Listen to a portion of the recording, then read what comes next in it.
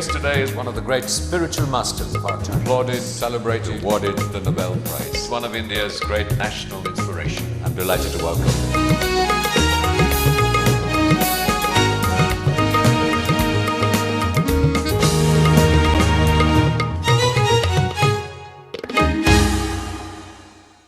Hello and welcome to my series of conversations with men and women whose ideas, vision and philosophy help define our contemporary world. My guest today dropped out of college because she preferred and wanted to study modern literature instead of reading Chaucer. She burst upon the literary firmament at the young age of 18 with the landmark novel Paro, which explored at that time what we consider the frontiers of love, lust, illness and death, and pushed the boundaries of candid writing about the erotic. She's had a long and fascinating career across several novels, writings, 2 books of essays, a publishing house, and as she told me just as we began to record this program, 7 different identities. We'll try and press that many buttons if there's enough time, but let me first welcome Namita Gokhale. Namita, I guess your primary identity is still as a writer. And I have to confess, I've read 2 of your books, and not the others. And there is, and you have said in the books that not only are they about yourself, and that inevitably all writing cannibalizes our own experiences, but that very often you're sometimes frightened that what you put down in the book is a portent of things to happen. It sounds odd, but it's actually true, Rajiv. Give us an example. I'll give you a very strange example, and a frightening example, is that when I wrote a book called The Book of Shadows, which is a ghost novel, it's told by a ghost, and somewhere there was this very intense description of a man getting burnt and coming down these steps on fire, and how he dies. And I wrote it as best as I could imagine it as it came to me, and almost within a few days, a very close relative of mine suffered exactly the same fate in the hills. And it was as there almost a spontaneous combustion. Nobody knew the reason why this had happened, and I realized how heartless writers are when I saw this beloved aunt actually, and it was my love and my sorrow mingled with my writer's observations. What does it look like? How does it feel? So that was a terrifying one. Or just the other day, a week ago, I met somebody who walked out of a novel I'm writing. There was an American philanthropist in a period novel I was writing, and there I met somebody who I might have modeled my character on. So it happens. So tell us about this, the process of writing a novel. Your first novel was, so obviously, apparently, a response to a very intense time in your life. Your struggles with cancer, the death of your husband, your life in Delhi and in Bombay, and it was located in the environment, and you were still young, and it seemed that there was something you needed to. I don't know if you needed a catharsis, you needed to order the internal universe of things that you had been through, but your later work is, has a mystical quality to it. It has, the landscape of the mountains. It's got qualities of, the deeper qualities of spirit. How do you process it? How do you write a novel? How do you get down to writing a novel? Is it something that you feel you have to get something off your chest?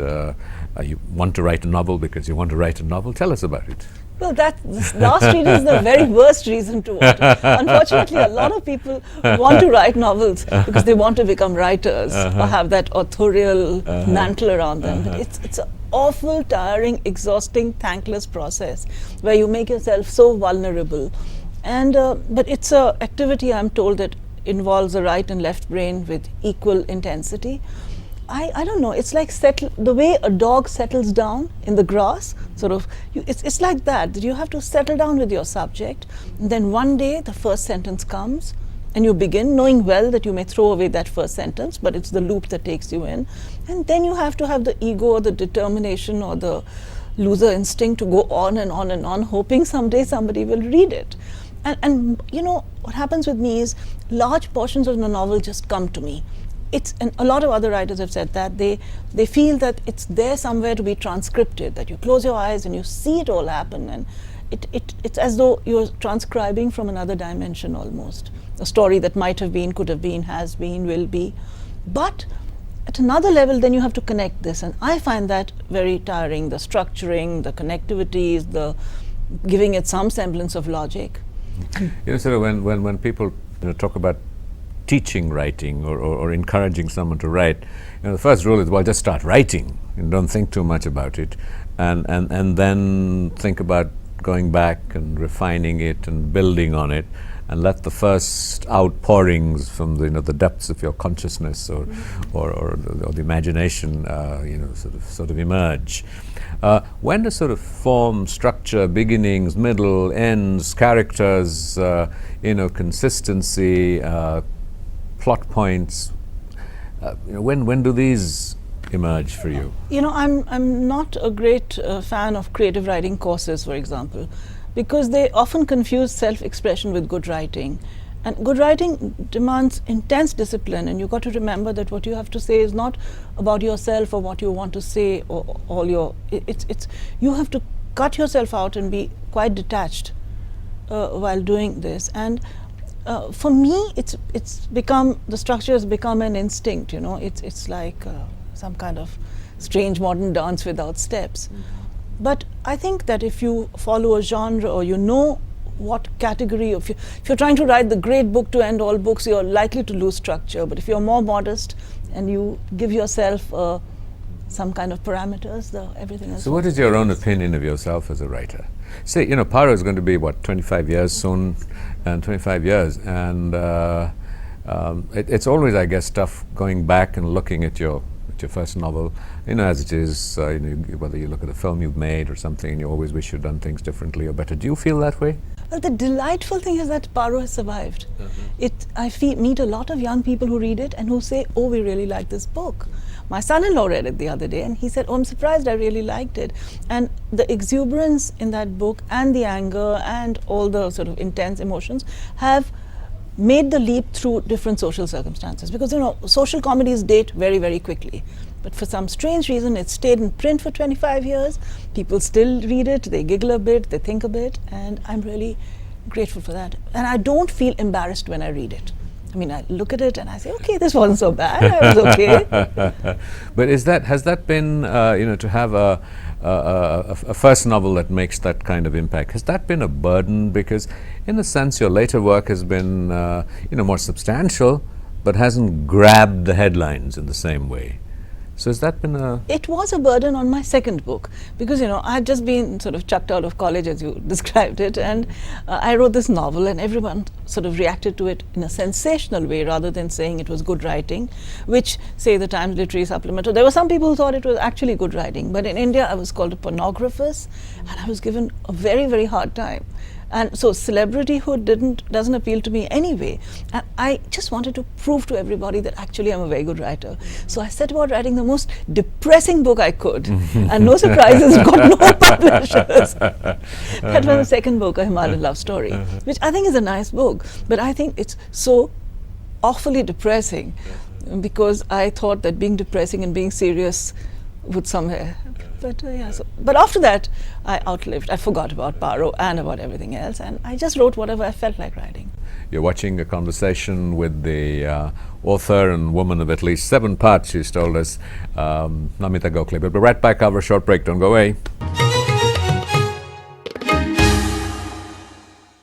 Welcome back to a continuing conversation with Namita Gokhale. You went on to write Shakuntala, sort of going back to a historical figure and sort of reworking, reinterpreting that. Was that because you were trying to anchor yourself in something more solid, tangible, historically demonstrated and proven, instead of the outpourings of your own experience? What was the temptation to go and build on a figure like that? When I still remember when I wrote Paro, and when just in this incredible time when it was being sold and agents and publishers were very excited about it, my agent then asked me, what will you write next? And I said that I have this image in my head of a Greek traveler and a woman and a river, and I have to do something about it.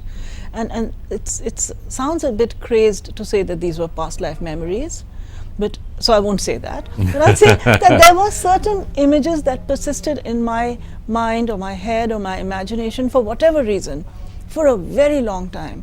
And when I would go up the Ganga, up the river somewhere, I would say, oh, that place, I know that place, there was a house there, or I had this sense of recognition around it. And so I let that format itself into a novel, which I fictionalized and I researched and I worked on. And actually, if you read it, it's like Paro gone back in time. I mean, if there are scenes where the Greek travelers have their dinner parties, and they could be out of Paro a long time ago. So it's not so different. Mm-hmm. You know, a lot of most writers, if they're good and they're successful and they're, you know, that their work is celebrated as yours is, are also extremely sensitive human beings. We've talked about how what you write sometimes would portend for the future, your own sort of sensitive antennae to pick up the subtle, that's another way of describing mysticism, I suppose. In what ways has this sensitivity to the subtle made you a different human being? I don't think I'm sensitive. I mean, I think I'm quite insensitive and hardy and resilient. But I'm a bit crazed in the sense that I don't put up the usual barriers. Most people have so many barriers of protection against just about everything in life. And for some reason, I mean, I don't feel so vulnerable at some level. I feel open and I have a sense of trust and surrender and a sense of humor. So I'm open to things and I watch them and I don't exclude things. So I think it's more a question of just letting things come in. I mean, they're knocking on everybody. Mm-hmm. There's also sort of the assumption that somehow, great art is born out of great suffering and a lot of pain. And without that, somewhere at the core of one's being, you don't have that quality of empathetic intensity, or whatever phrase you want to use, that produces great writing. Do you agree with that? Well, I wouldn't know, because I don't consider myself a great writer, but I'm a writer. But I've had my share of pain and suffering for some karmic reasons. I've been through a lot of pain. And one of my books, The Book of Shadows, is really about coming to terms with pain and handling pain. And the metaphor I use there is, I'm a pahari from Kumaon, and I use a hardy pahari metaphor, which is that if there's a nettle growing, if you just touch the nettle, you hurt a lot. If you hold the nettle hard, it doesn't hurt you. And it's somewhat the same with pain. And I respect pain, because I think pain enables growth in a way that happiness nurtures complacency. So I'm all for taking the best out of life's painful situations and using them to grow, if that doesn't sound like a cliche. So in what ways has this sort of pain, I was going to say, encouraged your growth, facilitated it, made it possible, charted, whatever adjectives you want to use? How has it impacted you? Do you feel more compassionate to other people's pain? Do you feel stronger? Do you feel a greater sense of surrender? Let it come and I will process it, and it'll, with largesse and acceptance. I'd say somebody once said that life is a tragedy to he who feels and a comedy to he who thinks. And I think the way I deal with pain is to laugh at it. And which is not to intellectualize it, but just to look at it in context, because actually most pain can be laughed at. And I have an absurd sense of humor, which not many people appreciate, but which maybe is one of the markers through my very different styles of books. So I think that's how I handle things, and that helps me to grow, if that's an adequate reply. Well, you're the director of the Jaipur Literary Festival. You've also sort of worked to organizing the literary festival at Nimrana.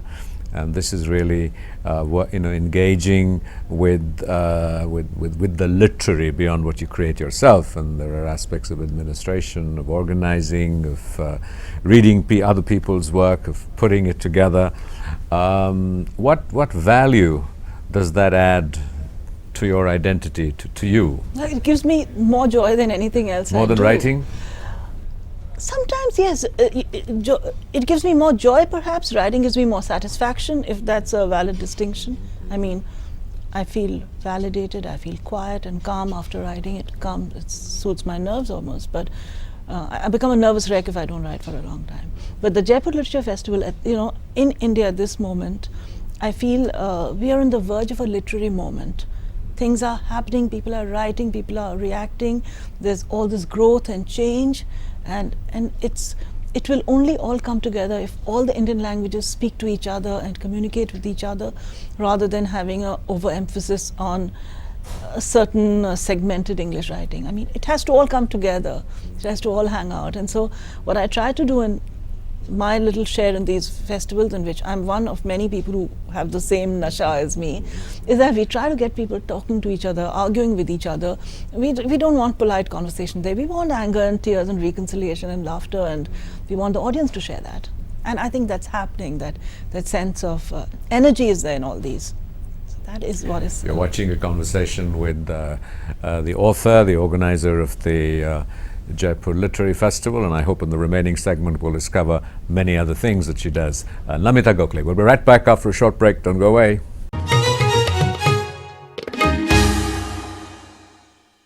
Welcome back to continuing conversation with Namita Gokhale. You also do, despite your convent education, the fact that you speak eloquent English and write so much in English, you also have a deep sensitivity. You react to, you celebrate Hindi literature writing. You have a publishing house that works with Penguin to promote and publish language literature. What has led you to look at going beyond your experience, what you would normally associate with a person of your background and heritage in some ways, convent education, English speaking, writing, instead of just staying busy writing? Here you're organizing literary festivals, you're publishing books, not only in English, but in other languages. What is the sort of gratification that you get out of it? About other languages? Other languages, publishing, just, you do a zillion things. So I'm just trying to sort of, It's not as though I do them alone. For example, in the Jaipur Literature Festival, there's a whole range of people, and it somehow made it sound as though I'm all alone there. There's William Dalrymple, there's Sanjay Roy, there's so many people out there doing all these things. But I'm a very good energizer or catalyst. I'm good at getting other people enthused. I know how much I can do, and I am good at pushing ideas or pushing people or making them feel it can happen. And as far as heritage and things like that go, I'd say I have a stronger heritage in Hindi, perhaps because I come from a Kumauni Brahmin sort of background. Sumitra Nandan Pant was part of that thing. Shivani, Gaura Pant. We had a lot of writers, if not in my immediate family, but in my immediate environment. My grandmother used to love Mahadevi Varma's poems. She'd read them out to me. My grandfather would read me Sanskrit poetry. Because I studied in a convent, my Hindi was atrocious because you just taught it the wrong way. But I love Hindi literature. I wish I was better at Hindi and I could write in Hindi myself. And my last novel, Shakuntala, was written in English, and it was about... First published in Hindi. First right? published, Yes. and it read better in Hindi, because where I had to use 5 sentences to describe something, there was that one word for it in Hindi. So, because at some stage writing in India becomes a bit frustrating to be restricted by English, but restrictions define us, and I love the English language, so it's not that. You've also sort of, talking about your religiosity, in R.K. Puram, you've helped build a temple. Yes, I have, and it's a very important part of my life. I am a very religious person in a very Sarvadharma way, and with a very healthy dose of skepticism. I wrote a novel called God's Graves and Grandmother about what happens behind the scenes in a temple. So my religiosity is tempered with the very keen sense of what really happens in formal places of worship. But I think we do all have a religious instinct. And I think somewhere my love of poetry and my love of religious literature, I get a high when I read the Hanuman Chalisa, or when I read Shlok, or when I read the Song of Songs from the Bible. I love religious literature. And I am a religious person in a way that I don't question and things. And this is the Isht Devta of Kumaon, Golu Devta, which and he's the god of justice. And I love the thought that you don't pray to him and beseech and ask weekly for things, but you ask for your due, you ask for what is just. And so we brought this little mandir here, and we've redone the architecture in the Kumaoni style, and it's a place, as Kumaoni temples are, not of high religion, but of places for communication with your own community and with the gods of your local love and understanding. You know, in your writing, when I was talking about this quality of the ethereal, of you know, you almost expect, you know, sort of mysticism, and then you have sort of, you know, idols and deities and religion. So where for you the sort of religion as formally practiced, structured rituals to the more mystical abandon that I would ordinarily have associated or expected of you? Well, I think rituals are themselves a very reassuring thing. They lead to a lot of stability. All of us have rituals in our life. They may not be religious rituals. They give us a sense of, especially somebody a bit unhinged like me, they give well, tell us about why you think you're unhinged. You mentioned that phrase several times. I think I'm doing too many things. I don't know why I'm doing them. I'm not doing them for any exact reason except the sheer joy of doing them. And I know very few people who try to do just about anything that comes. It's like chasing butterflies, but not even chasing one, but 20 butterflies at the same time. So I don't see any clear pattern in my activity, that's why.